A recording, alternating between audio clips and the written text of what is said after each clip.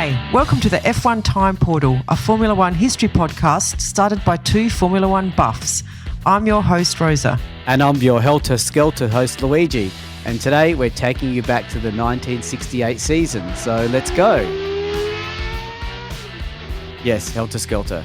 Is that who I'm going to show my lack of musical knowledge of the 60s here, Luigi. Yeah. Is that, who sang that? Oh my gosh. Okay, there's considering a vast majority of our listeners are from the UK. I know.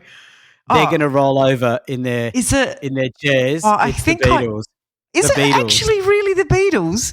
Yeah, it's an awesome song. Wow. Okay. You may have heard a cover of it. It gets covered a bit because it's a bit of a rocky song by them. It's on the White Album. I think I'm pretty sure it's on the White Album, which is my favorite Beatles album. I was going to say this is your season of the Beatles. You love this the music, era. yeah.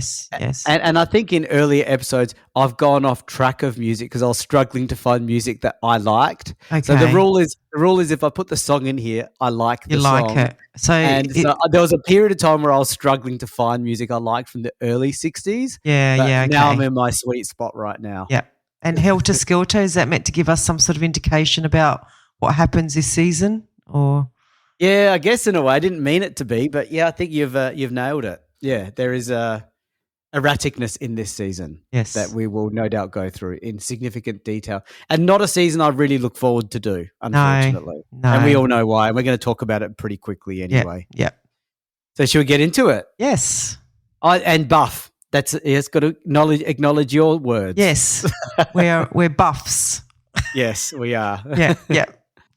Okay, so we start 1968 with Brabham having smashed the opposition for the prior 2 years with their ever reliable Repco engine. Yes, I tried to get the Repco to win the TP. Have you calmed down from that whole thing yet? Not 100%. It's still a memory that's fresh because as those of you who listen to all our episodes, the TPs, it's funny that Rosa noticed the Repco engine after first year of domination. I'm still struggling with that. Yeah. Okay. All right. Anyway. I've tried. I'm gonna say I'll try not to mention it again, but I think I'm going to mention it as often as I can because it's funny. Okay.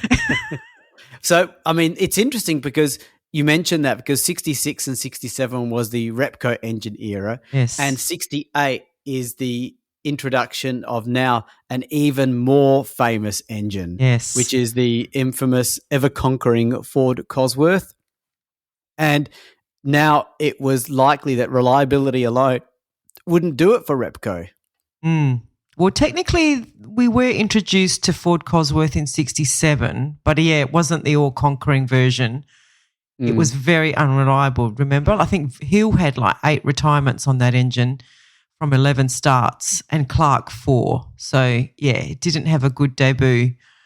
It's interesting how these new engines, you realise there could have been someone in some Ford office in the United States that basically said, "Nah, let's pull out of this." Yeah, it's good that they stuck it out. Yeah, that's right. In first year, I think we even said, do they think they had like a H16 on their hands? Like, but I think it actually won its first race. I think it was a impressive debut for the engine, but not a good reliable season for it. Yeah. So for the Brabham team, because the Repco knew this new size engine rule was coming in. It was a change in engine rules, I think, wasn't it? Yes, it was. Yeah, it was. Yeah, they developed a new V8 engine, which was actually capable. So this is the Repco engine of delivering 375 brake horsepower. But this was still less than the other teams, which were about the 400. So at least this time it wasn't far off. I remember in 66, 67, they were way off, weren't they? Yes, but they were. Super reliable. Super reliable is what won it for them. Exactly. Yeah.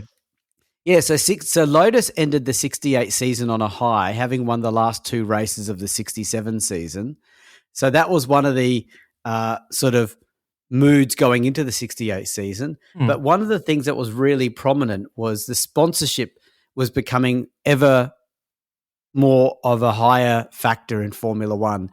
And this was because after the season opening race, Lotus ditched their famous green and yellow livery, the British racing green, and I think the yellow was like their signature Yeah. on top of it. And they renamed their team to the Gold Leaf Team Lotus, and their livery was changed to the red, white, and gold, which is the colors of the tobacco brand Players Gold Leaf. So they were the first car to present with a full livery based on an outside sponsor. Wow. Yes, actually, there was another team, Team Gunston. It was a South African privateer team who was the first Formula One team to paint their cars in the livery of their sponsors when they entered a private Brabham for John Love, and it was painted in the colours of Gunston cigarettes. Wow, cigarettes was really big, wasn't it? But yes, more famously, I just wanted to give a shout out for Team Gunston because everyone thinks it's Lotus, but it's not. But yes, Lotus was the first team to do it in the European races of the season. Okay, that's a good call out. And one of the things I was going to mention is I mentioned this to Rosa offline, but I'll mention it briefly here. Part of the prep I did for this season was I just sat in front of YouTube for an hour to an hour and a half watching all the videos from 68. And there was a really fascinating interview by some senior guy in one of the teams. And he was talking about cost of F1. It's getting out of control. It's very expensive. And the mindset was so different back then. It was like, we really need sponsorship outside and beyond motoring. And that's the only way we're going to get more revenue to enable us to compete in this sport. And he made reference to we might need sponsorship from outside of the industry, such as cigarettes and alcohol. And I was like, wow. the two good for you things. Yeah. Well, it is interesting that, the cigarette companies jumped on like they needed any more help getting people to get addicted to smoking. But yeah, I guess that's what set them apart. Yeah, that's right. Yep. Yeah. And it's interesting that it was a cigarette company with the Team Gunston. Yeah, yeah. They said, hey, and let's face it, cigarette companies were, that's right. And they were trying to challenge the rules of the broadcasters that were, even in 68, were resisting that because there was a concern. So it's good that society still had a part to play, right? Yes, that is good. Yeah. So for those of you that don't, I haven't looked up this Gunston car, but I'm going to look it up later. Yeah. But it's worth looking up the Team Lotus, what is it? Gold Leaf. Yeah, Gold Leaf Team Lotus. Because I'm stuck in my mind the whole John Player's special Black and Gold, yes, which is a different era of cigarettes. It's a different one, yes, exactly. They're the Gold Leaf. Yeah. Yeah.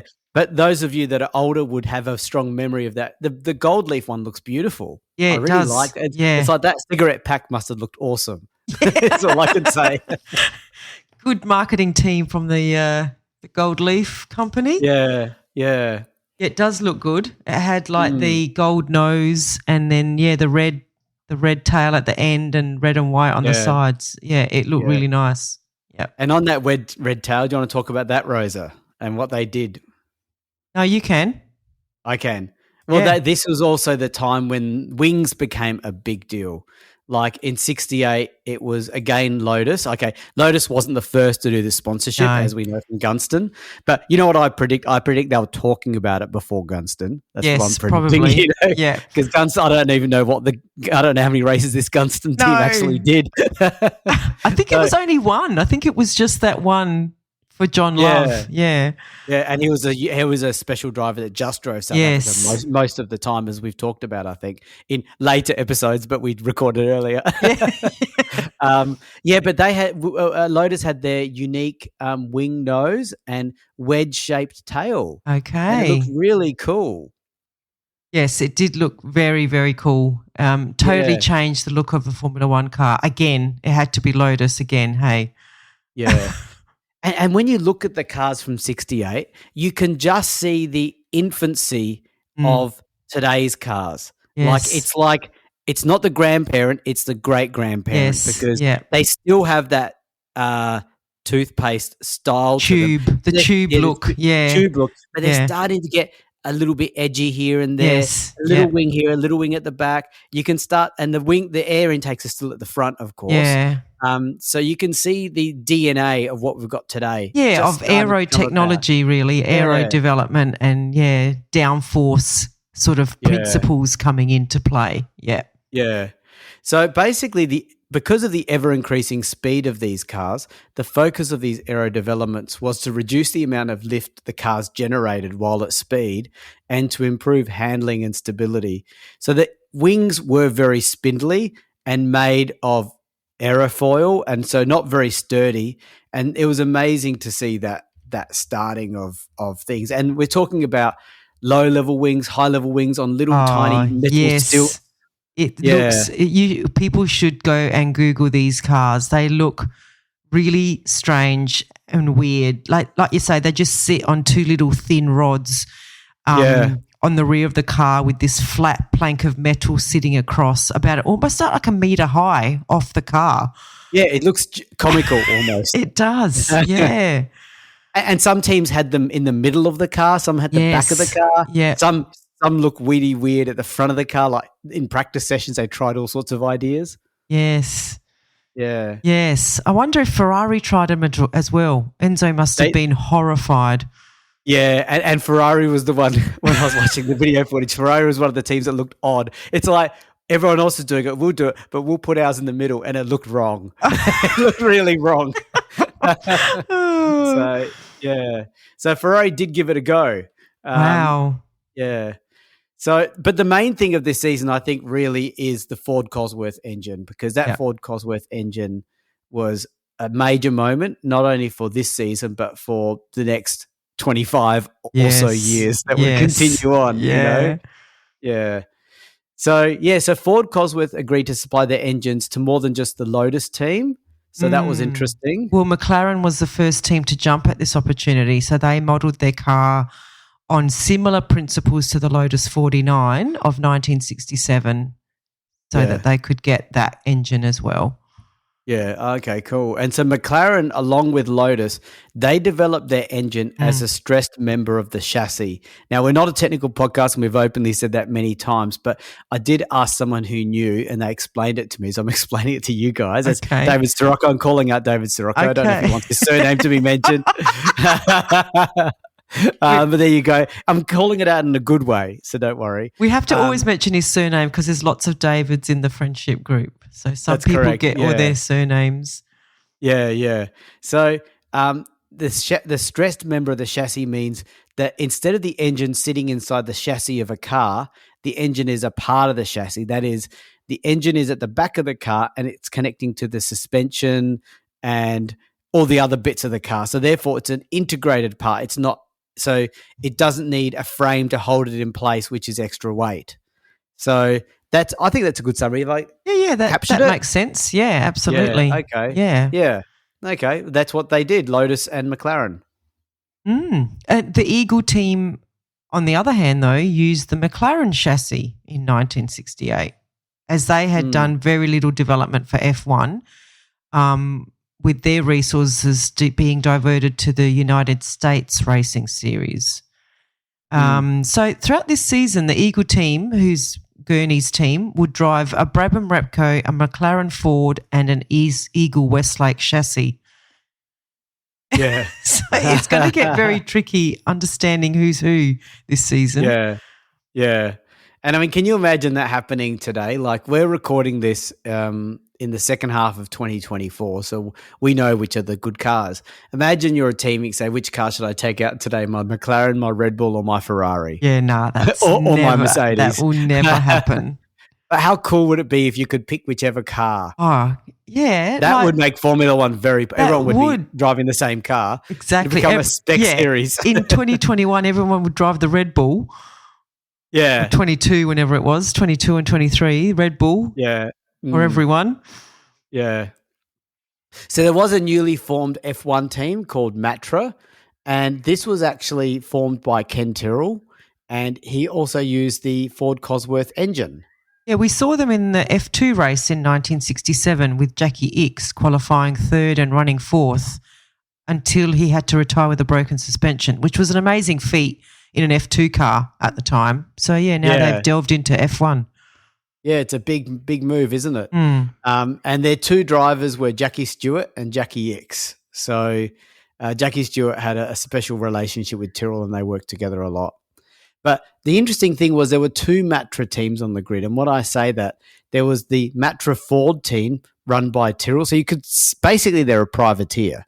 Yeah, okay. A little bit like Dan Gurney using all the other chassis. Yes. And then there's the Matra team itself, which ran its own developed V12 engine. God, this is going to be a very confusing year, Louis. Yeah, I know. I wish they didn't call it Matra 4. They should have just called it Tyrrell. Tyrrell, like they later do call their team Tyrrell car. Yeah. So our focus in 1968 will be the Matra Ford because this is the team that earned some notable success during the year. Yeah. We don't talk about all the teams. We would be here for a week. And the only other team to have a new car for 68 was BRM. They had a new BRM engine, which was capable of about 400 brake horsepower. Yeah, interesting. And they're still around. They're still going. It's been a long time since they've had real success. Yeah. So, they're the one of the teams that have been there since the 50 season, Louis. Yeah, it's that funny time they were at the back of the grid just turned up. Yes, they just turned up. Yeah. That's right. Yeah. So not the beginning of the 50 season, but they debuted in 1950. So that's pretty good. Yeah. So the Cooper team is still around as well. And they use the V12 BRM engine. So I'm not sure what chassis they used. They probably used the whole BRM car, I suspect. I'm not sure. They generally use their own chassis. Actually, Cooper normally make their own chassis. They probably just – I don't know why they picked the V12 BRM, but we're just talking about hindsight because we know how good the Ford-Cosworth is, right? Yeah. Got to take hindsight out of it and pretend we're in the moment, right? Yes. And the Honda team was led by John Surtees. And during the season, as the car developed, it was claimed that the engine could produce 430 brake horsepower, which is well above the normal 400. Yeah. So Ferrari was, much to my disappointment, was relatively absent through 1967. And this year they're led by Chris Amon and Jackie Ickx. So Jackie must make a move, because we just said he was driving with Matra. So he must – anyway. I wonder if he drove both. We'll sort that out. Yeah, we'll figure that out. But I think, back in these days, drivers did drive for more than one team quite often. Yeah. Yeah. Well, the interesting thing that what is it they say he hoped to stay with Tyrrell. Maybe that's why there's a bit of confusion. When I say Tyrrell, I mean Matra. Ford. Okay, yeah. Financial issues prevented it. Okay, well that'll be interesting. So I was going to say when I read about this in the Mike Lang book, it came across that Ferrari was the pay driver place and the second-rate team to Tyrrell, i.e. Matra Ford, and that's according to Mike Lang. And maybe to Jackie Ickx as well. Yeah, okay. Just saying. But Mike Lang has shown erratic biases, hasn't he? Yes, he has. Over the time. His Britishness comes out. Yeah. But the Ferrari car was little changed from their absent 67 car other than a development program to increase the power to 400 brake horsepower. Okay. So tyre development was also very active. And this year, in 1967, we had Firestone announced that they were going to stop their involvement in Formula One, but there were still very active Goodyear and Dunlop tyre companies on the grid, and they were all continuing to improve their wet and dry tyres, which I think we'll see the impact of this season as well. And then just a final little, in terms of driver changes, there was not a great deal of activity. Rent left Cooper to join Brabham. Apparently, he was like the flavour of the year. He received offers from every team on the grid except two, and he chose to go with the 1967 champions. Yeah, did he make the right call? Yeah. And Holm, the 1967 champion, left Brabham to join McLaren. Yeah, that's very interesting to see these drivers jumping around. I mean, and Holm is a New Zealander.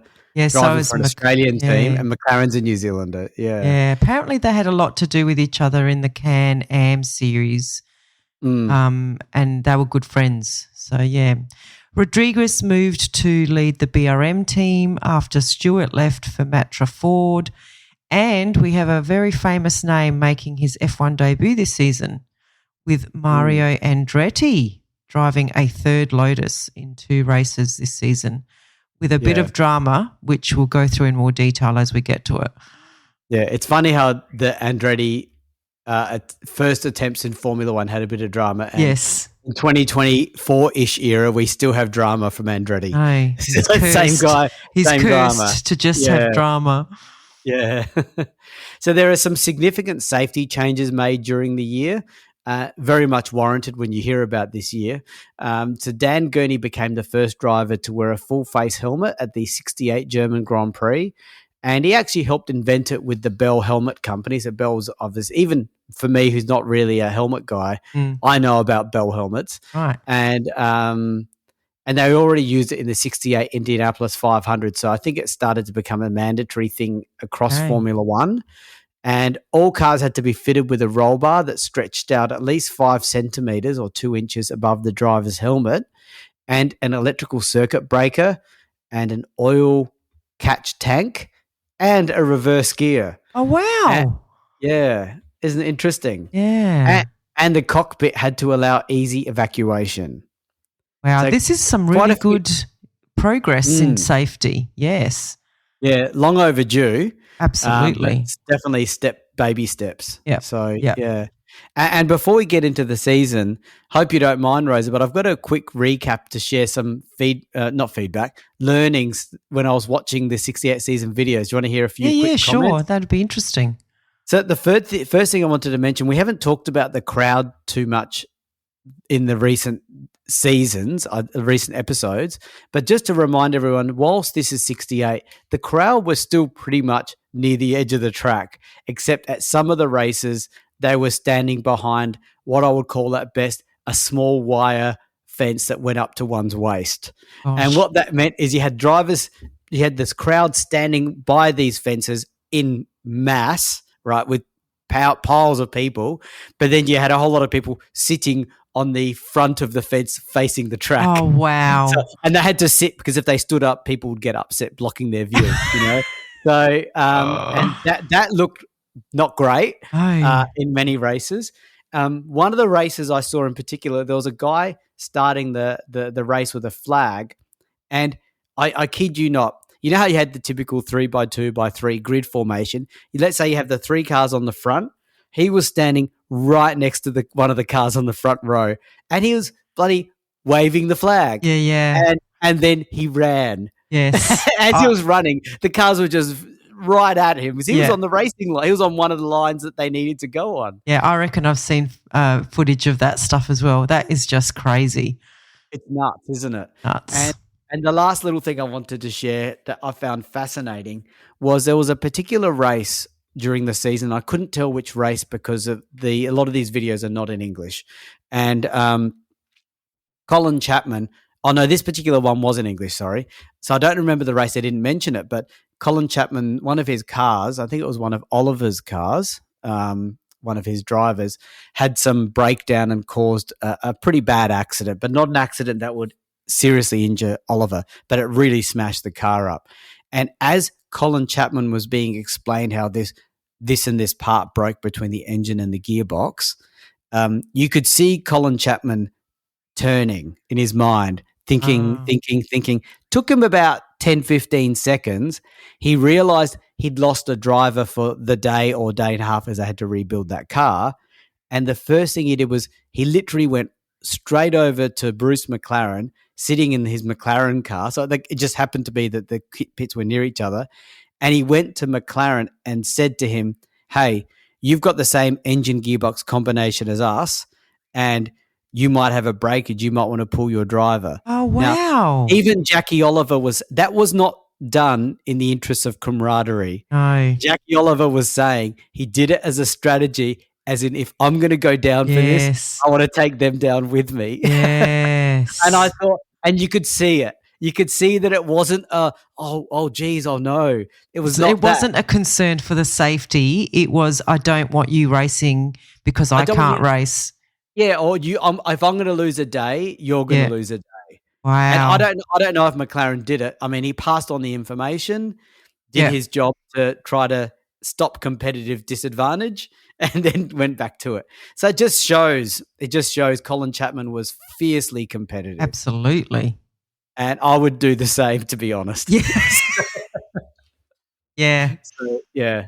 I thought that was some interesting pickups from the videos, and Yeah, I didn't no, even it's watch good. them all. So for those of you that have the time, they're great to watch. Yeah, yeah. Do we get to the first race, Rosa? Yes, let's go.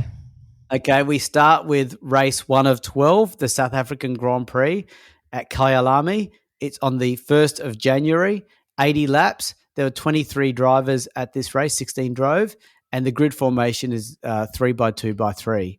So, yes, this race was held on the 1st of January. Talk about wrecking your New Year's Eve party. I know. That is crazy. Yeah, why? What's the Why? benefit? Yeah. And Is I'd it say weather? lots of the teams wouldn't even have, like, this would still be the 67 car, don't you reckon? Yeah, who's going to have a new Who's car? going to have a new car? Yeah. Oh, Yeah. gosh. So I guess if there's a positive, we see the debut of the Matra F1 team in the hands of Jackie Stewart with the Matra Ford team, and a Matra F2 in the hands of Beltoise. So I guess that's part them just filling the grid. Yeah. Yeah. So on the first practice session on Friday, Clark was easily the fastest in the Lotus, over 1.6 seconds ahead of his teammate, followed by Stewart in the new Matra Ford. And on the final practice day, many teams appeared with extra cooling aids as the very hot conditions were causing a range of problems for the cars. So by the team. extra cooling aids, you mean extra radiators? Yeah, I assume so. The cooling aids does sound much more advanced. It does, yeah. Yeah. I could have said fans. Yeah. Although they can't have fans in Formula One. Did you know that? So No, I didn't know that. no, yeah. That's why they've got, like, you know how normal cars, as in road cars, yeah. petrol cars, Yes. they have a fan in front of their water radiator. Yeah, their radiator, yeah. Yeah. I don't think Formula One cars are allowed to have fan-cooled systems. Hey. It has to be air-cooled. It has to be air cooled. Yeah, okay. Yeah. Which is why they try so hard to get the air through the engine. Yeah. So the cooling aid, so regardless of this extra fancy cooling, Clark had a blistering pole time of 1 minute 21.6, which was exactly 1 second ahead of his teammate Graham Hill in second and Stewart in third. It was 1.1 seconds behind Clark. And the second row was taken by the two Brabhams, with Rint ahead of Brabham. So where's our defending champion, Mr. Holm? So he qualified a lowly 9th in the old model McLaren because the new one was yet to be released. Okay. Yeah. So to the race on New Year's Day, Stewart made a strong start and actually charged into the lead with Clark and Rint in close pursuit. And Hill made a poor start though, and he slipped back from 7th to 7th from his second place starting place. Wow. I would. Did our friend Mike Lang call this a nonsense start? Because that's kind of a nonsense start. Yeah. Second on the grid to 7th. It's not quite though. It's like he wasn't on pole. That's the real draw card to a nonsense start. But it's not always, there's no rules about it. Mike Lang didn't call it out. And for those that don't know, Mike Lang is the author of the book we use as one of our primary references. We use others as well, of course. But he didn't call it out. Maybe because it's Hill. Yes, exactly. Although let's not forget that time in the mid-60s. You might remember which season, but I don't. It was the British Grand Prix, and remember Mike Lang made a big deal about everyone wanted to see Clark win this race. Yes, but Hill was not only it must have been 63, because Hill was not only the defending champion but also a British driver. Yeah, and he made that comment about Clark, and we realised Mike Lang loves Clark. Yes, so, he did. Yeah, very funny. Hill got thrown under the bus in that one, big time. Yeah. So Clark, who qualified 1.1 seconds ahead of Stewart, did not wait long to take the lead, and he passed the Matra driver on the second lap. So meanwhile, Hill was making a charge, and he quickly pushed up to 5th and then started harassing Brabham. And in turn, Brabham was increasing his pace and passed his teammate Rint to put some space between himself and the charging Hill. So Brabham was then setting his sights on the second place Stewart. So by lap 10, Brabham's Repco engine had issues, and it was not long before he had to retire. Oh, this is rare. A Repco engine going down by lap 10. I know.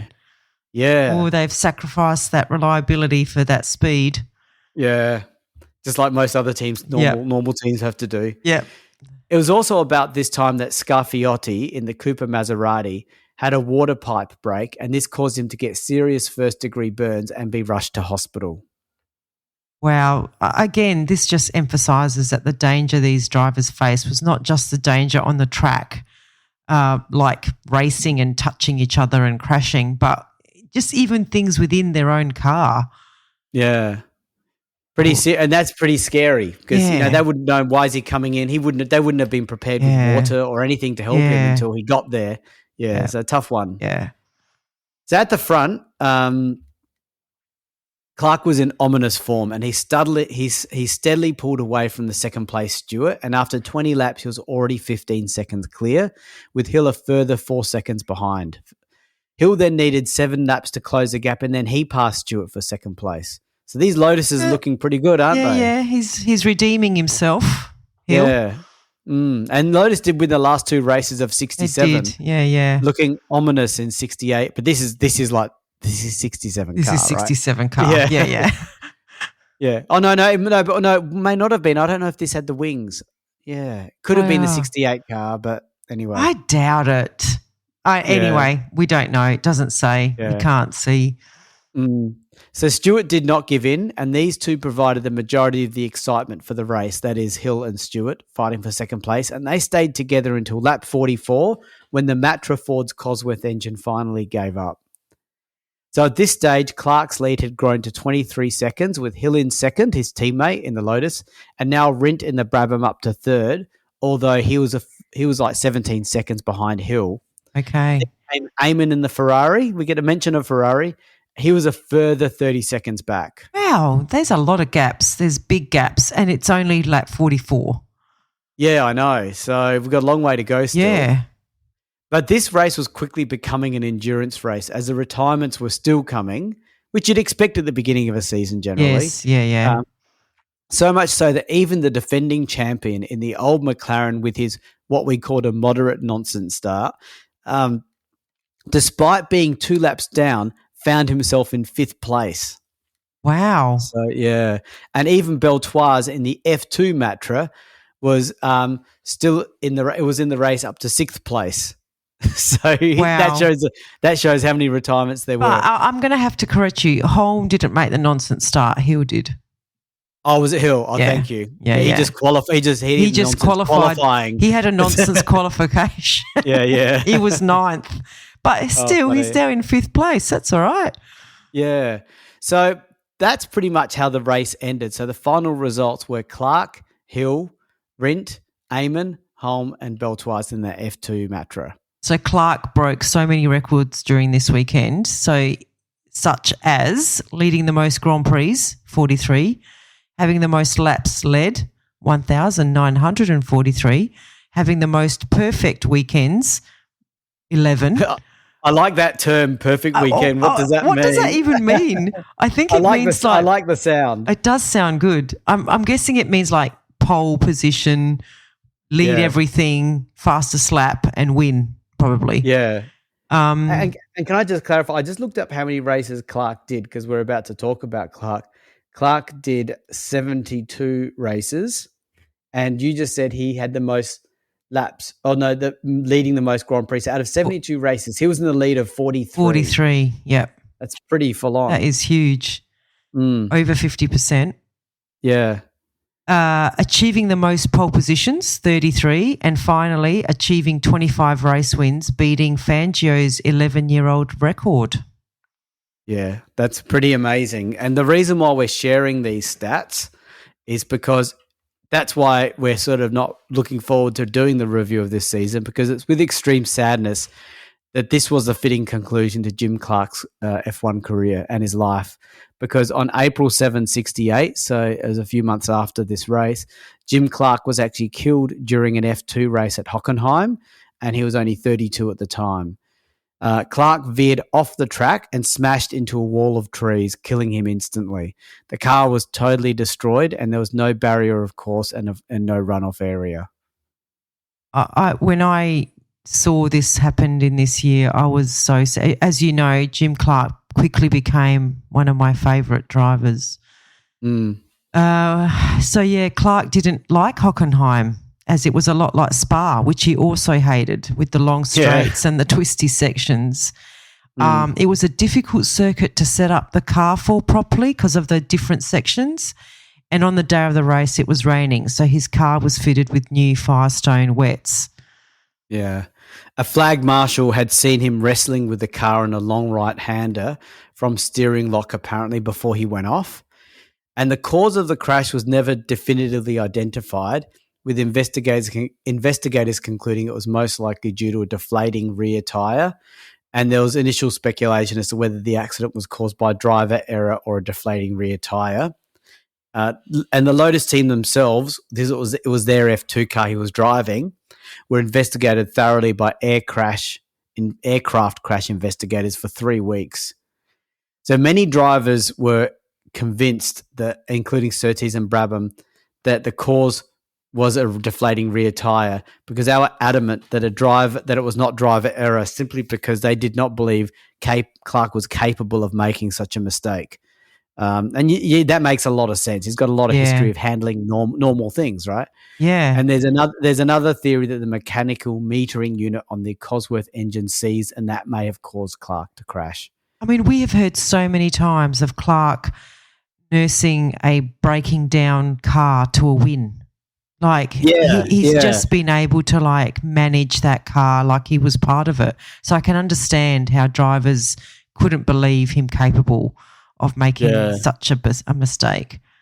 Yeah, and I mean, to put this in perspective, I mean, a lot of people of a middle-aged generation hold a candle to Senna, but a lot more people, I think, of this era held the candle to Clark. Yep. And Clark's death affected the racing community terribly, with fellow drivers and friends such as Hill, Surtees, Eamon, Stewart, Gurney and Brabham all personally affected by this tragedy. Yeah, Chris Amon was reported as saying, if it can happen to Jimmy, what chance do the rest of us have?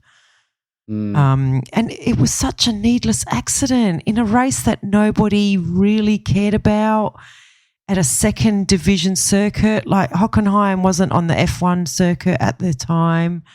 Yeah. It was such a waste. The only benefit to come from the tragedy was that in future wheels were fitted with security bolts to make sure that the tyre beads couldn't leave the rim. I have no idea what that means, Luigi, but I'm glad it happened and it could stop, further accidents happening. Yeah. Chicanes were introduced in the long straight at Hockenheim to slow down the cars, and of course Armco barriers, which would have saved him, started being installed and are everywhere now. We see them everywhere. Yeah, but they didn't suddenly appear everywhere in 68. No. It was just it was starting to appear. Yeah. Yeah. So, they've got particular characteristics, don't they? The barriers. That's correct. Yeah, like sort of energy absorbing. Okay, yeah. So that the collision energy can be spread over a larger area, so the impact doesn't all have to be transferred to the driver who has to handle all that G-force impact, which is normally the thing that causes damage to people and cars. Yeah. So people came all over the world. People came from all over the world for Clark's funeral. Colin Chapman personally was devastated and publicly stated that he had lost his best friend. And Jim Clark drove from 60 to 68 with all his races for the Lotus F1 team. So, and even one of the records that he held until recently, that is in the 1963 season, he won, I think from memory, 70% of the races. Yeah. I think, or thereabouts. It was a pretty high stat. And that was only broken in 2023 by Max Verstappen. Now, Max set a new standard that I don't think will ever be beaten. Right. But still, that's how long that record stood for. Yeah. Yeah, and he's also the only other driver. He's the only driver to win the Formula One Championship and the Indy 500 in the same year in 1965. That's probably never going to be beaten given how things are in motor racing. I think it's fair to say that, like Senna, Clark passed away at his peak. I don't think we'll ever know how much more he was likely to win, but I think it's fair to say that he left a significant amount of talent and success on the table. Yeah, for sure. Yeah. Yeah. What were you going to say? Yeah, I just no, I wasn't going to say anything more. Okay. I was going to say, I think he was going to win the 68 championship easily. Yeah. I mean, the way he walked that first race of the season and the pole lap 1.1 seconds ahead of everyone else. Yeah. It would have been fascinating to see Stewart and Clark go head to head, because not giving much away, but Stewart becomes a bit of a player, and Clark and Stewart would have been an awesome head to head battle. And Clark was only 32, so he had many years ahead of him to go. Yeah, we really missed out on this rivalry. Like when Moss had his career-ending accident, we were robbed of the Moss versus Clark battle. And now we've really been robbed, not to sound selfish about it, but, you know, it would have been such an exciting battle between Clark and Stewart.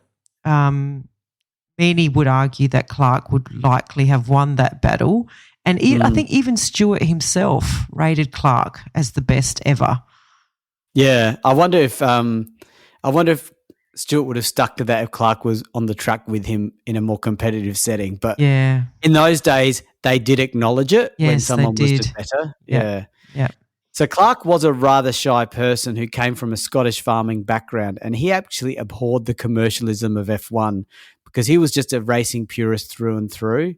And while he won the 63 and 65 championships, he very nearly also won 62 and 64. Yeah. And it's fair to say that 68 was his for the taking had he not passed away. Yeah, so a small example of Clark's character comes from a story as personally shared by Spencer Martin, who was the 1966 and 1967 Australian racing champion. And I think Clark also raced in these series as well. And when Clark saw the racing suit that Spencer was wearing, he flagged that the polyester, if exposed to fire, would get into his bloodstream and cause more damage to him than the fire actually would. So he then proceeded to give Spencer 2 of his own old racing suits, which he said were much safer for him to wear. Isn't that amazing? Yeah. And Spencer Martin, while he was a up-and-coming Australian driver, he didn't need to do that. No. You know, he was a bit of a nobody in the sense of compared to Clark. Yeah. Now, Spencer became a champion in Australia, so he's not a nobody. I didn't mean it to sound like that. Not at all. But what I mean, but compared to Clark's level, even Spencer Martin looks up to Clark in that way. Yep. Yeah. So it's amazing that he looks after his fellow drivers, regardless of their status.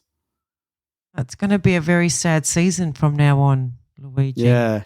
So this episode is going to go a bit longer than normal because we had to give some airtime to Clark because we have just listened to his last ever race and it was a win, and he ended and it's so sad that his last ever race he gets the race record for number of wins and all that sort of stuff, and it's adds even more sadness to it, doesn't it? Yeah, and there are photos.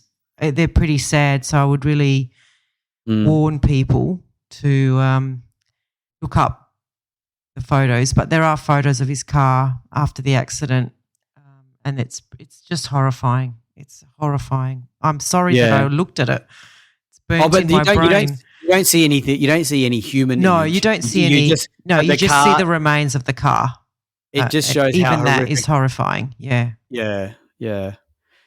So to the championship.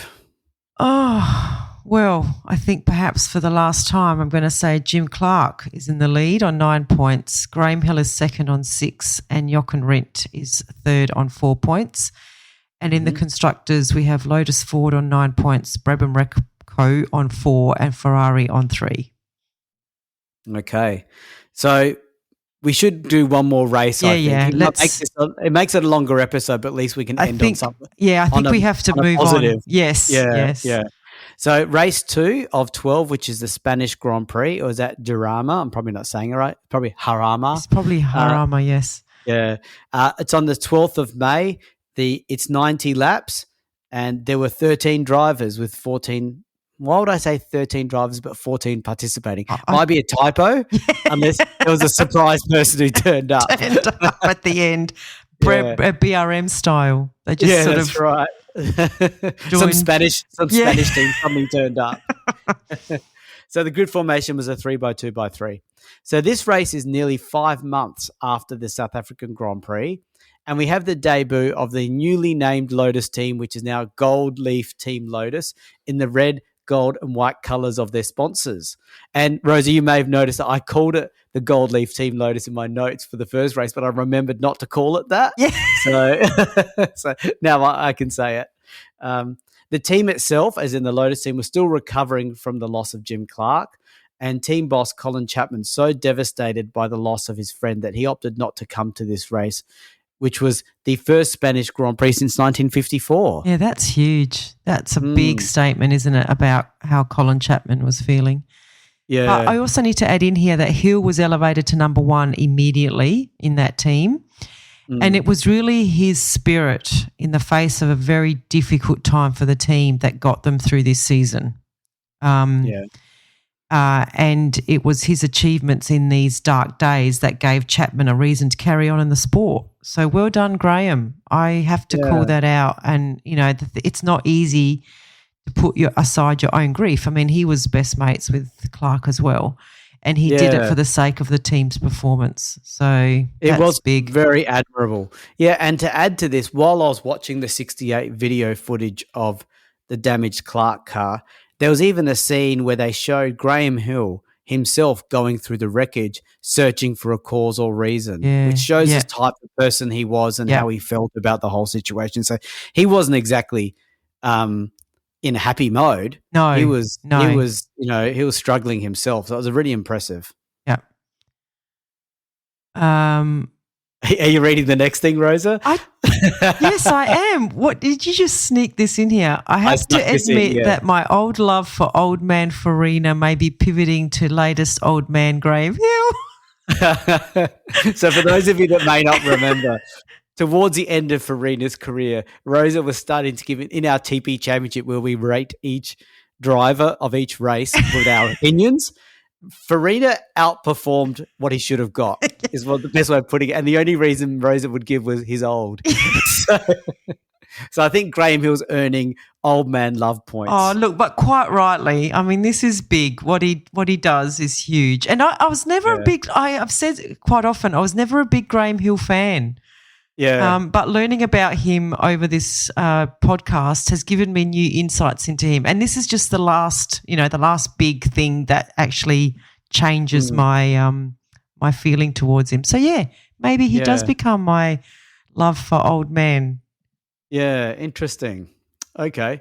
So the BRM team were also dealing with the loss of Spence, who unfortunately himself passed away while testing a Lotus at the Indianapolis. I don't know if that's the Indianapolis 500 or normal race there. He was running one of the Andy Granatelli's Lotus turbines. I think that was the gas engine. Right. Okay. I think that's why they use the term turbine. I'm not sure. Right. When he hit the wall at turn 1 and one of the wheels came back into his cockpit and hit him in the head, which gave him severe head injuries that he succumbed to 4 days later. So a lot of tragedy going on. Wow, this Lotus team is really having a bad run. Yeah. And although that was a BRM team though. But it was the Lotus turbine, I guess. Oh, yes. Yeah. So okay. Mike Spence was from Britain. He was 31 years old when he passed away. He participated in 37 F1 Championship Grand Prix and debuted in September of 1963. He achieved 1 podium and scored a total of 27 championship points. So just thought we'd give him a bit of a wrap-up. Yeah, fair enough. And so BRM actually called up fellow British driver Richard Atwood to take his place for the team. Jackie Stewart is also missing from this race. He fractured his wrist after crashing during an F2 race at this track 2 weeks earlier. So Bertois, fresh from his point-scoring heroics in South Africa, got the call up to lead the team. Yeah, it's like so many things happening this season, and this is only race 2. It's only race 2, I know. Yeah. And now I cringe whenever I hear drivers driving in F2 races. Yeah. I go, no, don't do that.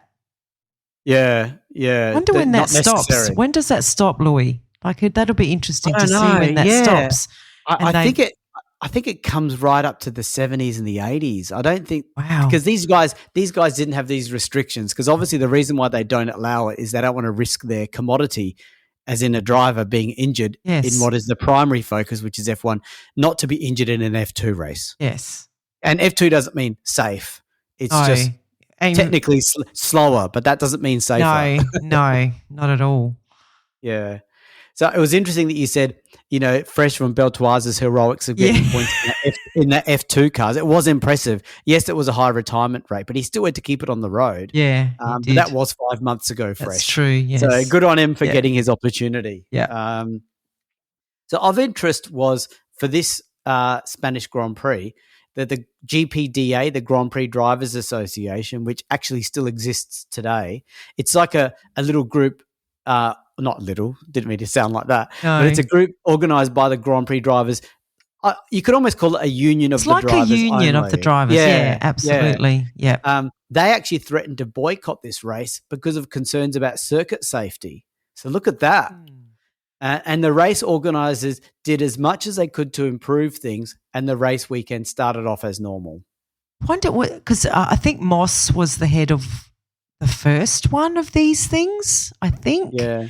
And then Jackie Stewart was also the spokesperson because they kind of elect like a leader of the group of the association or a spokesperson. Yeah. And I'm pretty sure Jackie Stewart was one of those as well. So I wonder if this is in the Jackie Stewart era where we do know that he has, a very big focus on safety in his career. So, yeah. And especially after that incident that he had in 66. We talked about that's right, where he was stuck in his car. Yeah. 25 minutes upside down. Yeah. Surrounded by petrol. Yes. Yeah. That would have done it, Luigi. Yeah. So back to the race. The first practice had a surprise pace setter with Rodriguez in the BRM setting a time of 1 minute 28.1, and nobody could better this time on the first day. However, McLaren were debuting their new car, the M7A Ford-Cosworth, and were quietly confident as they had dominated a non-championship race a month prior. And in fact, in that non-championship race, they came first and second.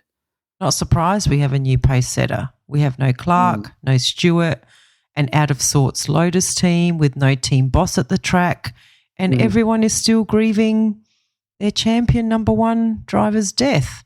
Yeah. I can't imagine how hard this would have been, this race, even 5 months later. Yeah. Well, it may have been worse that it was 5 months later, because sometimes it's better to be busy and distracted. Yeah. You know what I mean? Yeah. Yeah. So on the Saturday, the Brabham team actually debuted their new BT26, but the engine blew, and this caused Jack Brabham to sit out the race. Another Repco engine failure. Wow. Yeah. And again, Brabham sitting out, I'll make a bet he let Rint drive it though. Probably. You know what I mean? Yeah. Sort of guy he was. He's such a selfless team manager. So McLaren was actually impacted by this. And so I've got to get used to saying the driver versus the team. Yeah. So the McLaren driver was impacted by this as he spun on the oil deposited by that blown Brabham, and his car then needed repairs. But he did manage to set a time good enough for fourth before that happened. You have to say Bruce McLaren and Jack Brabham. You have to call them Bruce and Jack. A bit like how he used to say P Hill and G Hill, or Graham Hill, Phil Hill. But they deserve full names because they're Australian and New Zealanders. That's right. Yeah, and when you just mean the team, my sister thinks are both Australian. But I know when you just say the team, it's just McLaren and Brabham, but you have to put in their first names. That's a good idea. It makes it warmer. Yeah, it does. They're our friends. Yes. Yeah. So the front row was eventually settled with Eamon snatching pole with 1 minute 27.9. That's Eamon in the Ferrari. The Ferrari hasn't really shone, but he did get some points in the last race, just beating Rodriguez, his earlier time of 1 minute 28.1, which was that first day time, and then Holm in third, defending champion, showing that the new McLaren was in fact a very solid car. So we've got 3 different marks on the front row and Ferrari on pole. Where was Hill? Yeah. Where was Hill? Your new favourite. Yeah. He qualified in 6th place. So he's the only Lotus car, as the car for Jackie Oliver couldn't be set up in time. I don't know what that means. Well, this might have been the one that you said that story where Oliver's car had an issue with the brakes. Oh, that's right. It could have been that one. Smashed. Yeah. Yes, you might be right. And that's why they couldn't repair it in time. And obviously McLaren didn't pull their cars because Holmes in third. Yes, yeah, So- that's right. They didn't fall for They Colin didn't fall Chapman's for tricks. Chapman's. I really care about you. Yeah. Nice. And that damage to the car, from memory, it was like the car was cut in three. Like the front wheels, the middle part, the back wheels. He was lucky that he was in the middle part. Yeah. Yeah. So at race start, Rodriguez in the BRM streaked into the lead and stayed there for the first 11 laps. However, Beltoise in the Matra, who qualified fifth, was sticking to him and was himself closely followed by Eamon's Ferrari. So Eamon didn't leverage his pole. He fell down to third. Well, that's okay. That's all right. Not a I mean, nonsense. I'm not implying any nonsense. No. I'm just saying it's a mild nonsense. and I think we know the Ferrari is way behind the other two cars in terms of speed and. Yeah, so it's impressive. It's and impressive. Ferrari's got the reputation for some reason by Mike Lang of being the pay driver team. No, I don't believe that for a second, to be honest. not at all. No, Yeah, but it was very funny that he implied that. his British bias was showing through again. Big time. Yeah. So on lap 12, Beltoise made an aggressive challenge for the lead, and he took the lead under braking down the main straight.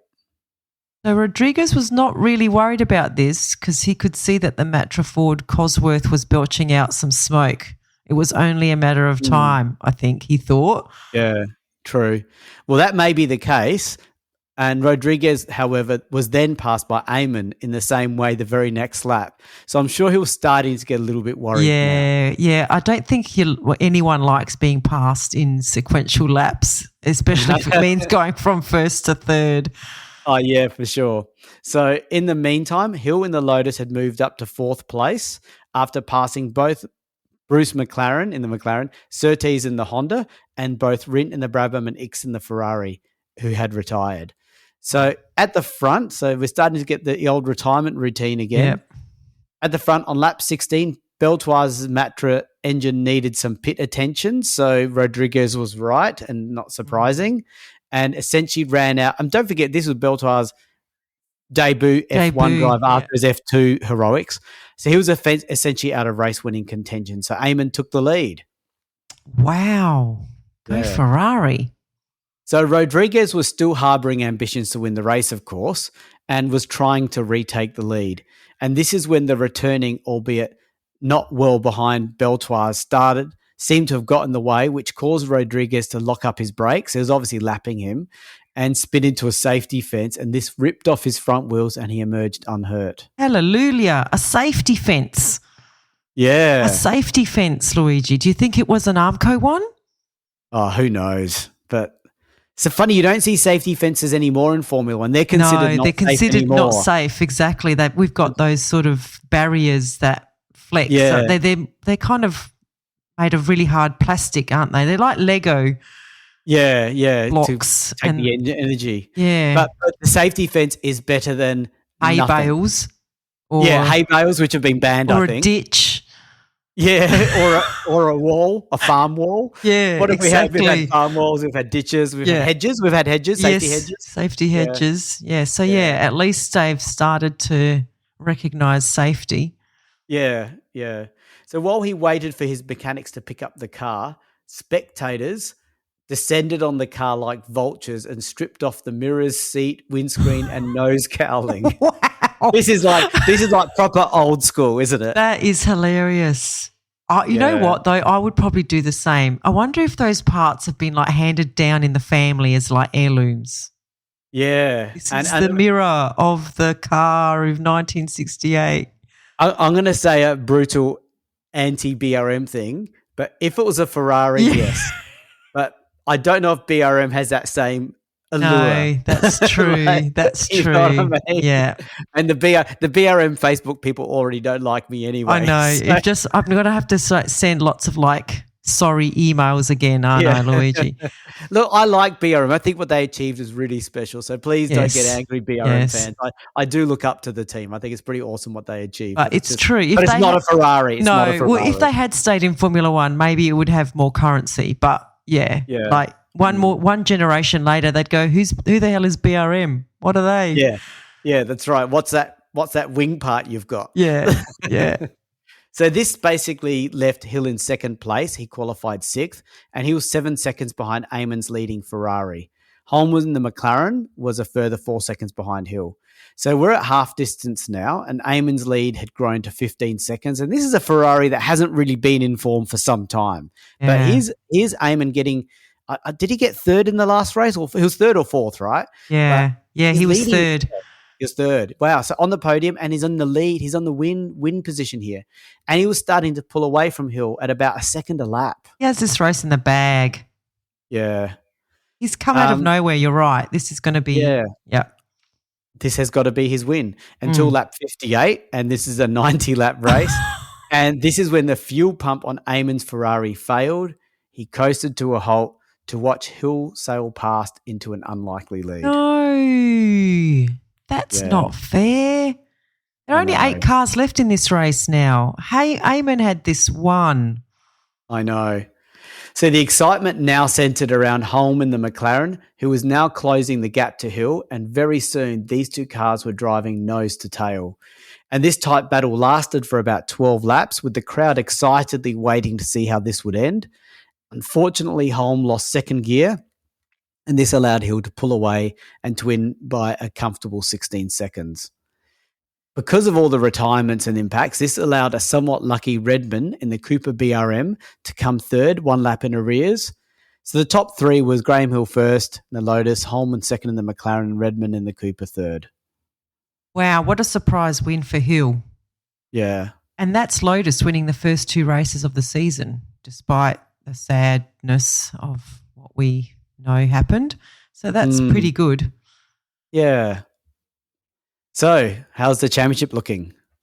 Well, Graham Hill is now in the lead on 15 points, Jim Clark second on 9, and Denny Holm third on 8.